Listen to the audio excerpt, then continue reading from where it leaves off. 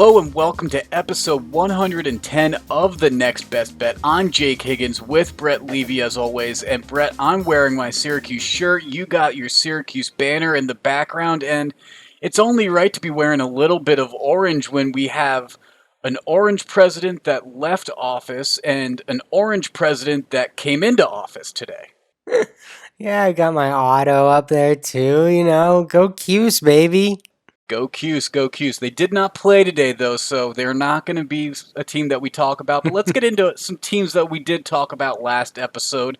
Um, I am 16 and 16 in 2021 so far, and the reason that we're doing it like this so far, Brett, we're giving out how many units we are up and down on the year. Because although I am 500 with my picks at 16 and 16, I'm up 4.41 units on the year. So I went 2 and 3, but one of those wins was a Nets money line that was a slight underdog win. So kind of helps you balance it out a little bit that you don't have to necessarily win every single bet if you have some of the good odds.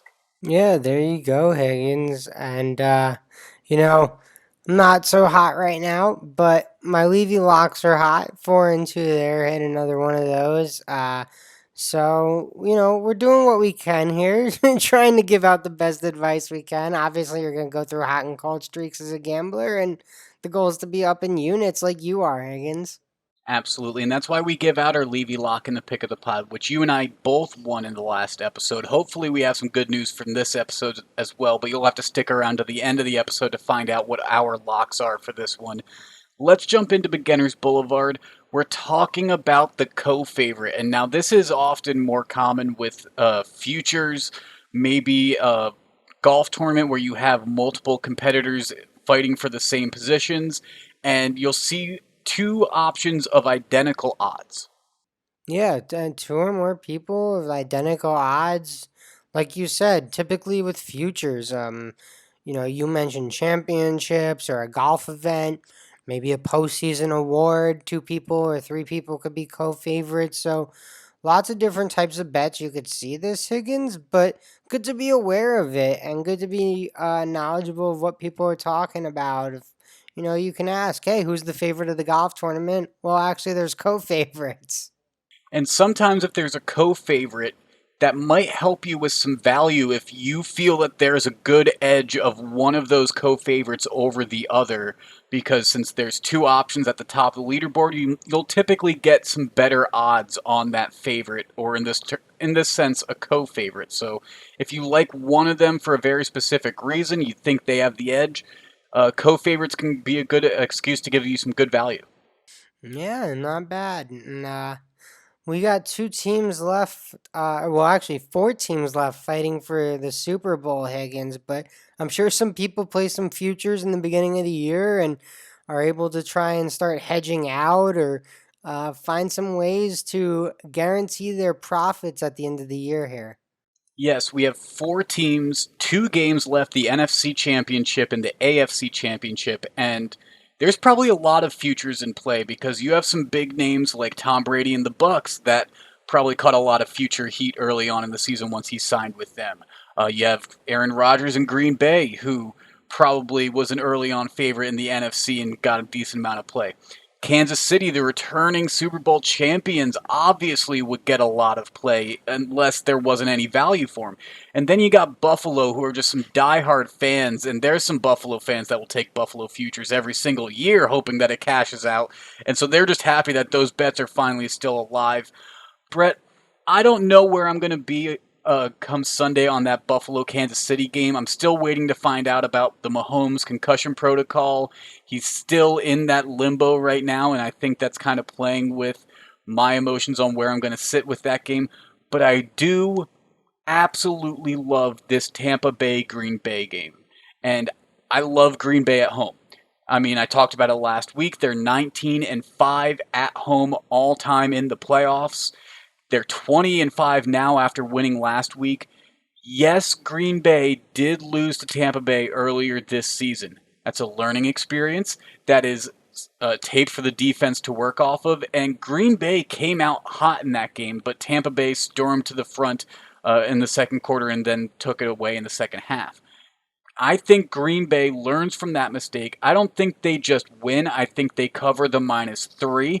And then I'm also taking them on the alternate line spread. I'm taking them at -4 at +100, -5 at +115, and -6 at +135. Now, I had been thinking about -7 and -8 as well, but I'm going to rein it in. I'm going to keep my alternate lines to under a touchdown as of right now. So that's 4 spread picks for Green Bay at -3, -4, -5, and -6. Well, good luck, Higgins. I'm definitely rooting for you because I'm going to be on Green Bay -3 as well, but certainly don't have the same confidence you have. And as for that Bills Chiefs game that you mentioned, Higgins, well, I mean, I think right now where Mahomes is at, you got to take your shot at Buffalo. So, uh, they're +140 on the money line right now. I'm gonna put a unit on that, and we'll see if the news changes. If I get word that Mahomes has practiced a few days before the game, but right now on Wednesday, sure, I'll take Buffalo. Mahomes hasn't really practiced. He's still in concussion Well, protocol. he did practice on Wednesday, He was limited at though. practice. He did He was not at practice. He was Okay. at practice on the field, did not go through practice. That's a good clarification because there was some confusion on social media about that of people saying that he did practice today, which is where my impression came from. So thank you for clarifying that, Brett. Yeah, no, I mean, there's the video of him, whatever, doing the handoff, throwing that pass, but allegedly that was on the side field. So, Mm, uh, okay. so he's still in the protocol. He's taking steps, Higgins, which is good. To your point, like, he's taking the positive steps. I expect him to be playing on excuse me. I expect him to be playing on Sunday, but right now on Wednesday with limited reps, Clyde Edwards-Helaire still iffy. They have a few linemen iffy. Kansas City's beat up. And on Wednesday, I'm leaning Buffalo. I see that number. My fiance's from Buffalo, so maybe there's a little bias there as well. But uh, I don't know. I could just see the Bills kind of getting not lucky, but you always need a little luck to get to the Super Bowl, and you need to be healthy, and the Bills are healthier. And the Bills' defense, I think, can absolutely contain a Chad Henne quarterback and a Chiefs offense that's ran by Chad Henne. Patrick Mahomes, that's a much different story. That is a very different story. It would be a challenge. I think Buffalo could still do it, but it would be much different than 4 quarters against Chad Henne. I think Buffalo would win that. So where it's sitting right now, I agree with you on your pick. I am going to wait closer to game time, though. Another thing I'm going to wait till closer for game time with these games is on either of the over-unders. Right now, the forecast is saying it's supposed to be about 32 degrees and snow in Green Bay.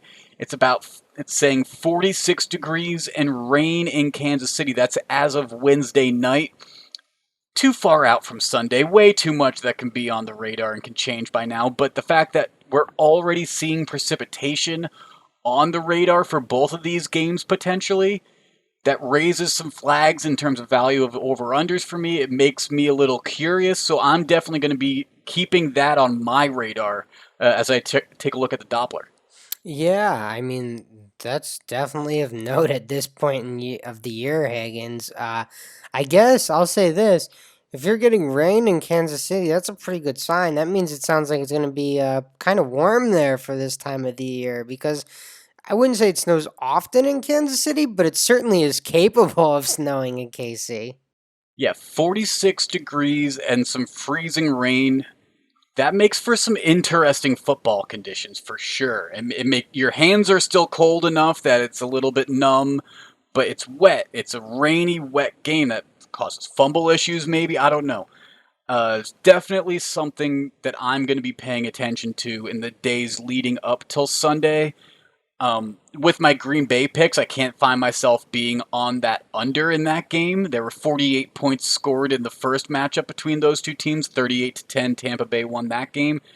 That over-under is at 51.5 with snow in the projected forecast, so I don't necessarily see that under hitting necessarily, but who knows?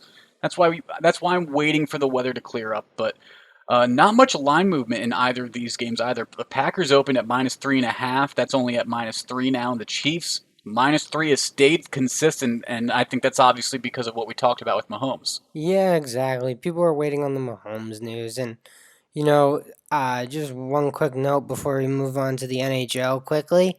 Higgins is Mahomes, although we mentioned the concussion, he's still dealing with that turf toe. So he won't be 100% really no matter what in this game. Now, I'd still take 75% of Patrick Mahomes over most players in this league, but just another thing to keep in mind. It's not just the concussion protocol he is battling this week. Yes, that turf toe was the first sign last week that Mahomes wasn't 100% healthy. He fought through it, but definitely something else to be aware of. That's a very good point. But let's jump into that NHL that you were talking about. We have no lines as of Wednesday night, Brett, but there are 6 games. So is there any that's standing out for you? We've talked about how I'm a Flyers fan, so obviously Flyers at Bruins is on my radar. The Bruins at home, though, compared to the Flyers haven't been good on the road in recent years, so I wouldn't necessarily have my money there. Boston, according to ESPN at least, is the slight favorite in that game right now, but we'll see. I like the Islanders against the Devils potentially. That looks like a good game as well. Yeah, I mean, there's a lot of, I guess, interesting games. Uh, Tampa Bay Columbus is another one that's kind of intriguing to me. But I'm kind of with you. I think Philly, Boston, New Jersey, New York Islanders are the two games. And, that could be our East Coast bias that stands out there, Higgins. The other game, the late game in the NHL that stands out to me is the Colorado Avalanche versus the Los Angeles Kings, and that's because these two teams have already played before in Los Angeles. Colorado won 3-2. Colorado's a very good team. ESPN, who I believe uses Caesar's books in their betting projections, I see them having Colorado at about -260. You didn't see any lines available in New Jersey for NHL games. I didn't see any available in Oregon, though, as we were recording this. So those are speculative to us, but Colorado at -260, I don't see value there. And considering they only won by 1 in the first matchup, I don't know if I'd be confident enough on that puck line. Yeah, well, I'm gonna be honest with you, Higgins. I guess I do kind of have one lean tomorrow or Thursday night. On Wednesday night, Montreal and Vancouver are playing each other also, and I might Hmm. just take the opposite side on Thursday night and say it's pretty tough to beat a team 2 nights in a row. So, I think the other team, whoever loses on Wednesday night, might come back a little more motivated on Thursday night. Well, that game's 0-0 in the first period right now, so we'll see how that first night even goes. It could be a late one for that one, and we'll see how that affects Thursday. Let's jump into some money line magic, Brett, because you and I had to hold off and record a little bit later on Wednesday night because of the Nets versus Cavaliers game. I mean, Kyrie returned to the team for the Brooklyn Nets. It was the first time we saw Kevin Durant, James Harden, and Kyrie on the same floor together, except for when they played for USA together. But the Nets did not have it as easy as they probably expected against the Cleveland Cavaliers, who were one of the 4 teams in that James Harden trade. Yeah, exactly. A few former Nets going out there against their old team, and you could tell they were motivated. Higgins, the Cavs had a big lead early in the fourth in this one. Yeah, the Cavs, with about 8 minutes left in the fourth quarter, they had a 13-point lead, and Brooklyn, every time they tried to fight back for much of that second half, Cleveland was just able to keep that differential the same. They were able to respond constantly. But in the second half of that fourth quarter, in those last 5 to 6 minutes, Brooklyn started catching up. They started closing the gap, and they ended up forcing overtime. And not only did they force overtime, they actually came out hot in overtime. Kyrie made a 3 immediately to put them up by 3. And then Kevin Durant made a 2 to put them up by 5. But Cleveland just kept fighting back, and a large part of it was Colin Sexton, who would drain a 3 with 1.2 seconds left in the at the end of the overtime, the first overtime, and force it to go to double overtime. Yeah, and my guess is moving forward, Steve Nash may start fouling up three Higgins. That is my takeaway from this game. Now maybe not. Maybe he's a strong believer in playing defense and he's gonna ride that out all year. But my guess is this was his first close game like this. He may make that adjustment moving forward. But yeah, you mentioned Colin Sexton. How about his second overtime, Higgins? He was unbelievable. He had 17 of the team's 22 points. Torian Prince had the other 5, and Colin Sexton assisted on one of those, the three-pointer. Torian Prince made 2 free throws to round that up to 5. So Colin Sexton was a part of or made every field goal that Cleveland was a part of in that second overtime.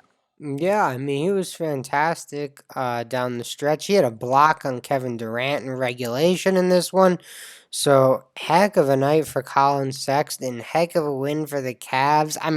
I mean, Torian Prince was hyped about this win. Jared Allen getting out there against their former team for their new team. So, just a really fun game to watch. And don't worry, Nets fans. I don't think this is the end of your team. I think you'll be okay. They'll probably use this as some motivation, I'm sure. Colin Sexton, though, 42 points on the night, a career high for him. I mean, maybe it's a turn of the chapter, but we've known this about Colin Sexton. It was part of what made him so appealing coming into the NBA. When he came out of Alabama, he won a game with Alabama when they were down 3 versus 5 because the entire Crimson Tide's bench got ejected at one point against Minnesota. Colin Sexton helped lift his team to a win despite being down 2 players on the court. Yeah, no, he's a very talented player, Higgins, no doubt about it. And on Wednesday night, he showed it off. Well, I'm sure there's a few people in Cleveland that will be ordering his jersey, and maybe they should check out our ad. Today's episode is brought to you by Fanatics. Fanatics is the world's largest collection of official fan gear from all the leagues, teams, and players you love. If you enjoy our show and are looking to buy a new jersey, sweatshirt, or hat, you can support us by going to podgo.co/fanatics and getting 25% off your next order. That's podgo.co/fanatics. Fanatics officially licensed everything. Yeah, and you mentioned go get a Colin Sexton jersey. Absolutely go get a Colin Sexton jersey after tonight. Why There might be a not? price bump after tonight, so A that little price 25% off bump. might help. Oh man, I hope they don't bump up the prices. That would be mean. No way. They're not doing that. Well, let's talk about some more NBA. We have 2 lines out for Thursday night games so far. There's a few more games, but we only have lines for the Lakers versus Bucks and the Pelicans versus Jazz. Now, Brett, I think this Lakers-Bucks game is going to be fantastic. I had to stay away, though. I mean, the over-under is too high for me at 228.5. I could see the over easily hitting, but it's a toss-up game. The money line's minus 105 on each side. I my gut says Lakers. They're 7-0 on the road, but the Bucks are 6-1 at home. So is this the time the Lakers get their first loss on the road? I don't know. I'm staying away from that game. It's 2 teams that have a very high chance of meeting each other in the NBA Finals, and I'll be very interested in watching it and not having a bet on either side. Yeah, exactly. There are 3 games in the NBA tomorrow night, Higgins, but that's the one to watch. Lakers, Bucks, no doubt about it. No disrespect to the Knicks or the Jazz. Those are good teams, but no, Lakers Bucks is the one to watch, but you're right. It's not a game I want to be betting on on a Thursday night in January, Higgins. That matchup is too close. I'll bet on that matchup in the NBA Finals, not on Wednesdays in January. It's a good research game. It's a Yeah, good maybe. research game, probably. Maybe rosters could change. A lot could happen. You don't know. I mean, Absolutely. no one knows. My attention will be on one of the other 2 games that you mentioned, Brett. I do like the Pelicans versus Jazz game, and I'm taking I'm taking the Jazz -7 here at -106. First of all, I like the reduced juice a little bit, but also the Jazz against the spread are 8-5, whereas the Pelicans they're 5-7 against the spread. So more often than not, it falls the way you would expect with the Jazz when against the spread, and the Pelicans have a hard time beating it. And 7 points. 7 points is a lot, but it's not too much to scare me away from this. So I think the Jazz will do well. They're riding a 6-game win streak, and I think that they'll continue it again against the Pelicans. I just hope that it's by more than 7 points. Yeah, I think Utah's been playing well. I think New Orleans is still getting used to playing with for Stan Van Gundy now, and getting used to a new point guard with Eric Bledsoe there. They're close, I think. They're close. Yeah, they just don't look like they're all together. Brandon Ingram's been fantastic. Zion's been really good, although his lack of rebounding is a little bit of a concern for me. Higgins, not a huge concern. Like, Hmm. again, I attributed some of it to maybe Stan saying, like, get out and run, and maybe he's not crashing the boards very hard because he's focused on the running and they're not focused on other aspects. But I'm not there day to day, but it's certainly things that are sticking out about this team that seem odd, like Zion having 32 and 5 rebounds. It's like, really, only 5 rebounds? Okay, or he has 28 and 3 rebounds, and you're like, 3 rebounds? That's a low number for him. So, they're just not fully functioning right now, firing at all cylinders, and I think Utah really is right now. To your point. And I don't know if you saw what Carl Malone said about Zion Williamson, basically saying that at this age, why are you minutes guarding Zion and that he should be out there 40 minutes a game? Well, Twitter was pretty quick to point out that when Carl Malone was Zion's age, he was averaging 30 minutes a game, which is what Zion's averaging right now. So, does it really matter? I guess it's pretty funny, but no, I didn't see Karl Malone doing that, but I mean, I guess Carl's got to stay relevant too, right? Absolutely. And I mean, Zion, there's been concerns about his weight, so I think they're playing him smart. Stan Van Gundy, the new coach, new system.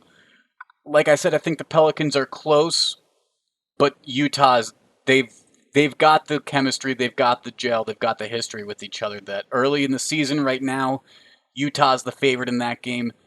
Later on, I could see the Pelicans maybe having the edge in that matchup. Yeah, and I mean, like I said, this isn't like not I'm selling the Pelicans. This is just I think they're still figuring it out. There are a bunch of new pieces brought in this summer, from coach to point guard to starting center with Steven Adams. So just a lot of new pieces, and they're working on getting it all straightened out. This was the shortest offseason ever.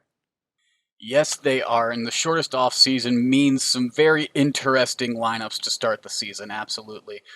Let's get into our college basketball as well, though, Brett. I mean, we have a few interesting games, some interesting Pac 12 on Thursday going on, including a 2 p.m. local time tip off between USC and Stanford. Yeah, 2 p.m. local time. Well, I'm glad it's 5 p.m. Eastern because it sounds more normal that way. Well, USC is a minus 3.5 point favorite in this game, Brett.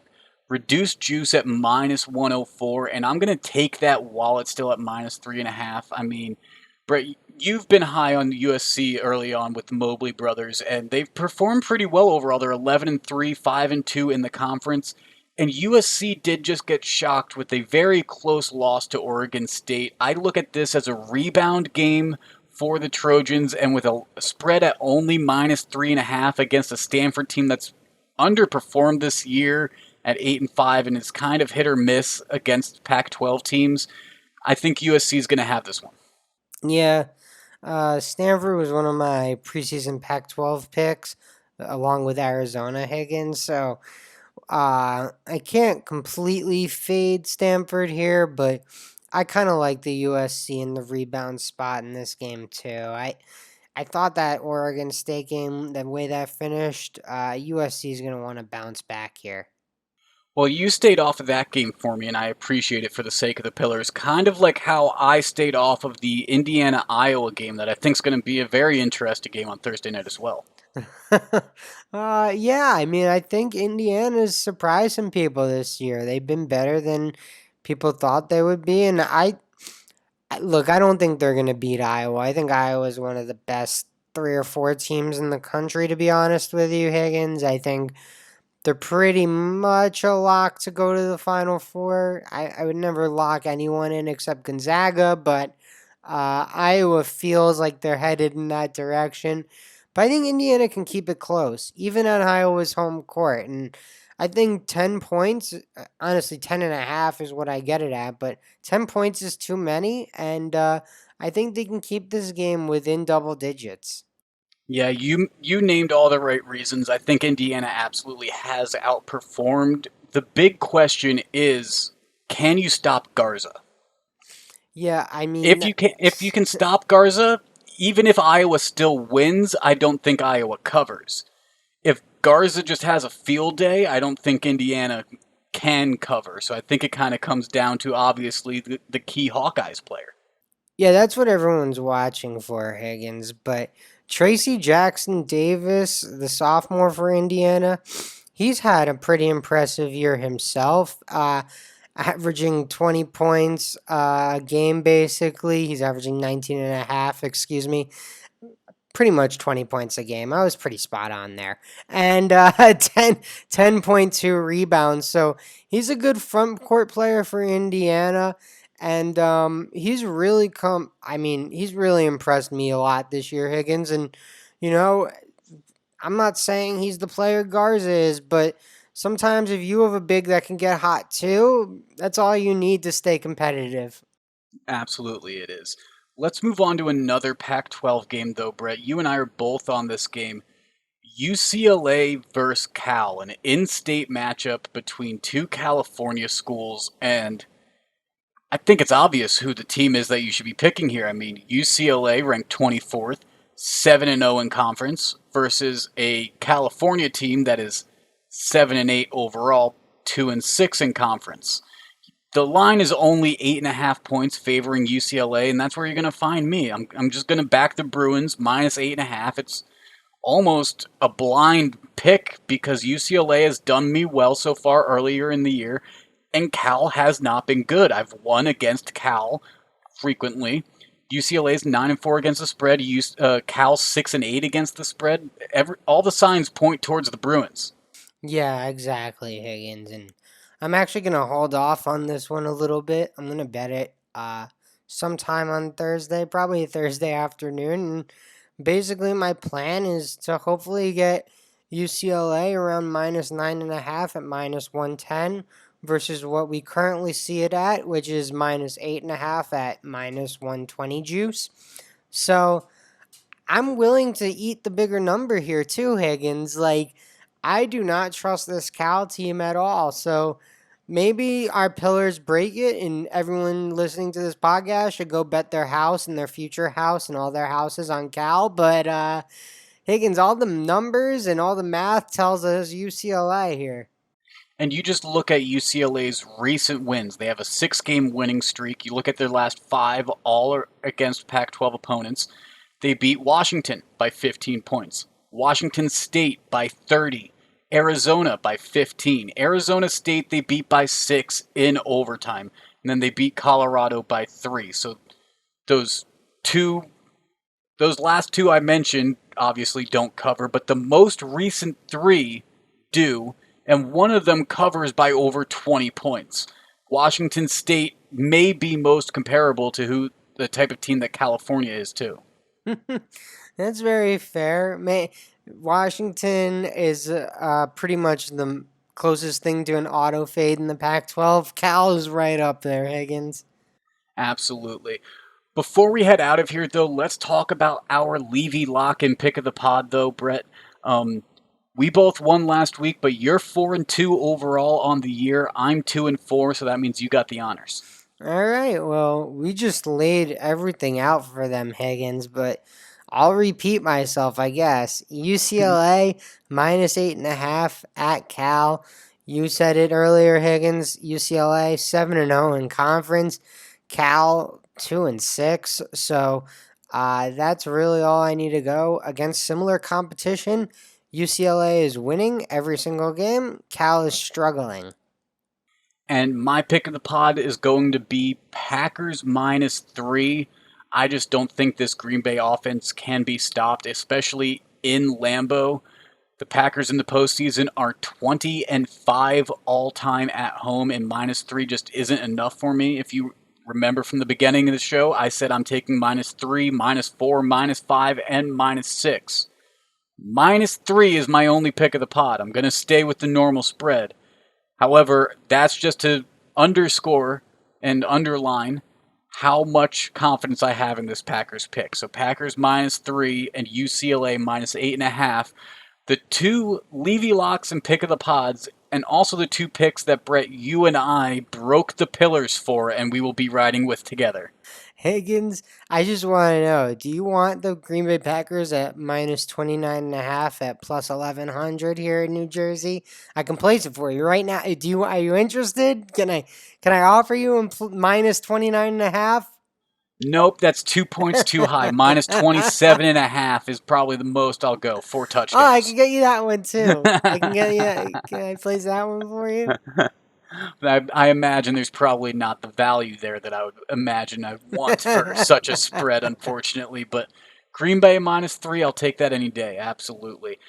We will have some other picks, though, probably some other NFL picks coming up on Sunday before our podcast. So make sure to follow us on social media at NBBpod on Twitter, at Next Best Bet on Instagram, and the Next Best Bet Facebook page and YouTube channel.